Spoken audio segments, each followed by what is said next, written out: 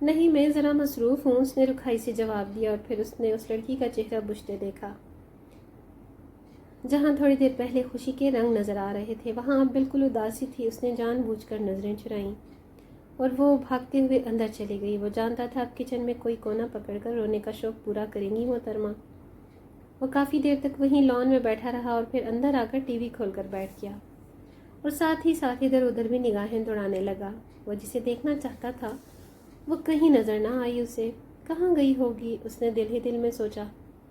پھر پانی پینے کا بہانہ کر کے وہ کچن میں چلا گیا، وہاں بھی وہ اسے نظر نہیں آئی۔ کچھ سوچ کر وہ اپنے کمرے میں گیا، وہاں بھی وہ نہیں تھی۔ یوں ہی ڈھونڈتے ڈھونڈتے وہ ایک کمرے کے پاس سے گزر رہا تھا کہ اندر سسکیوں کی آواز سن کر اس کے قدم رک گئے۔ بے ساختہ وہ دروازے سے کان لگا کر سننے لگا۔ آپ ہمیشہ میرے ساتھ ایسا کیوں کرتے ہیں؟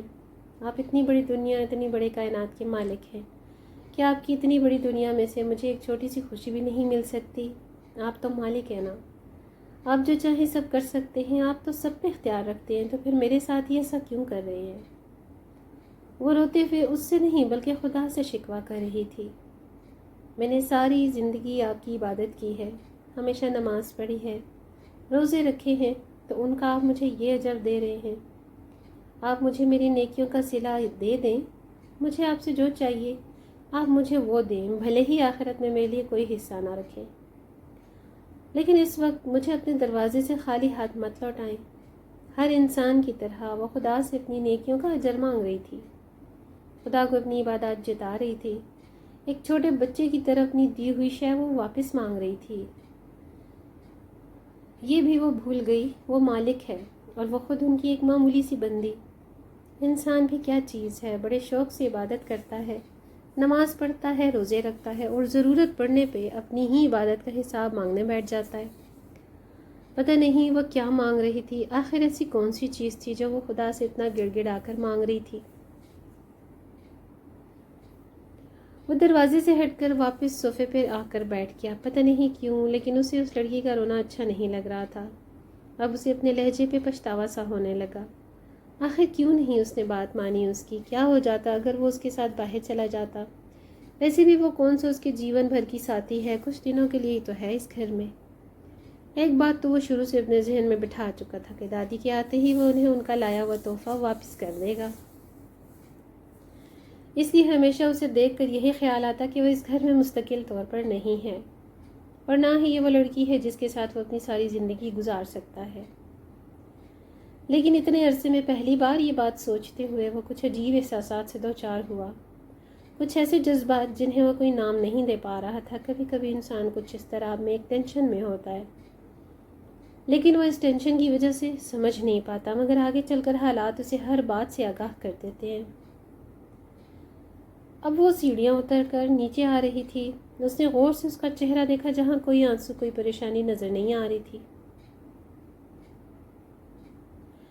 مطلب وہ لڑکی اپنی کمزوری اس پہ ظاہر نہیں کرنا چاہتی تھی۔ سنو، وہ جب کچن کی طرف جانے لگی تو اس نے آواز دے کر اسے روک دیا۔ آج کھانا مت بنانا، ہم باہر جا کر کھانا کھائیں گے۔ اس نے بے یقینی سے پوچھا۔ ہاں، ہم مطلب ہم دونوں؟ اوکے، وہ مسکرا دی۔ اور ہاں، کپڑے بھی اچھے پہن لینا، اگر اس طرح وہ اس کے ساتھ جائے گی تو سبھی ہنس ہنس کے اس کا مذاق اڑائیں گے۔ جی، وہ مسکراتے ہوئے کمرے میں چلی گئی۔ پتہ نہیں کیوں لیکن اب وہ پرسکون ہو چکا تھا۔ وہ اپنی زندگی میں یہی تو چاہتا تھا، لیکن اس طرح ہرگز نہیں۔ وہ اپنی بیوی کا ہاتھ پکڑ کر سڑک پر پیدل چلنا چاہتا تھا، ہوٹلوں میں کھانا کھانا چاہتا تھا۔ اس نے تصویر میں اپنے لیے ایک الگ ہی بیوی کی خواہش کی تھی، اس قسم کی نہیں۔ وہ دونوں 2 بجے ہی گھر سے روانہ ہو گئے تھے اور 3 بجے گھر لوٹے۔ وہ چونکہ تھک چکا تھا اس لیے تھوڑا آرام کرنے اپنے کمرے میں چلا گیا۔ اس دن وہ اس کے کپڑے استری کرنے لگی تھی جب اچانک اسے یاد آیا کہ وہ دودھ کی ڈگچی چولہے پہ رکھائی ہے اور وہ ابلنے والا ہوگا۔ وہ بھاگتی ہوئی کچن میں گئی، چولہے کا بٹن بند کیا اور دودھ اتار کر سائڈ پر رکھ دیا۔ وہ آہستہ آہستہ چلتے ہوئے کمرے تک آئی۔ کمرے سے اسے عجیب سی بو کا احساس ہوا۔ اس نے استری کی طرف دیکھا اور یہ دیکھ کر جیسے آسمان اس پر گر گیا۔ وہ شرٹ جل چکی تھی۔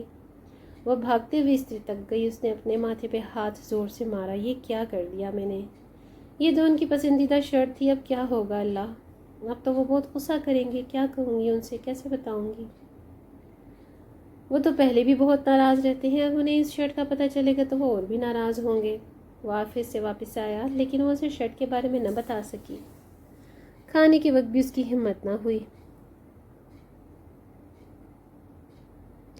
رات کے سوتے وقت بھی وہ اسے بتانا چاہتی تھی لیکن ہمت ہی نہیں پیدا کر پا رہی تھی۔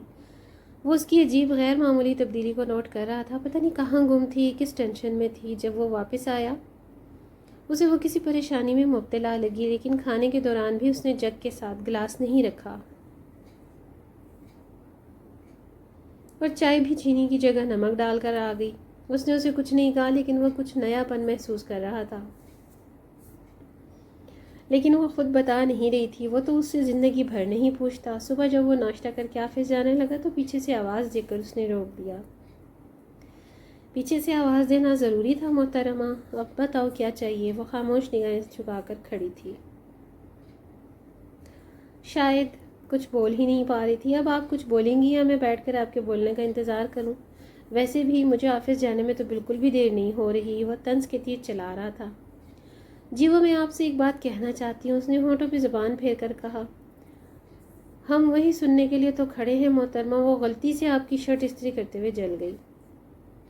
یہ کہہ کر وہ پھوٹ پھوٹ کر رو پڑی، اور وہ پتہ نہیں کیا کیا سوچ چکا تھا کل سے، اور اب پتہ نہیں رو کیوں رہی تھی۔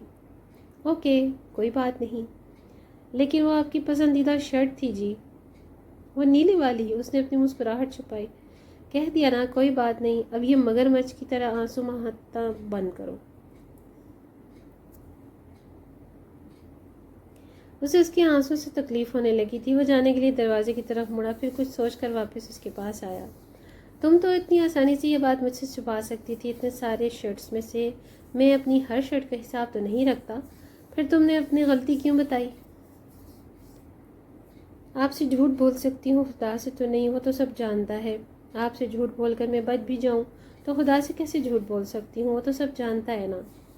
اسے حیرت کا جھٹکا لگا، پتہ نہیں کتنی پاگل لڑکی تھی، ایسی لڑکیاں بھی دنیا میں ہوتی ہیں۔ وہ سارا راستہ اسی کے بارے میں سوچتا رہا۔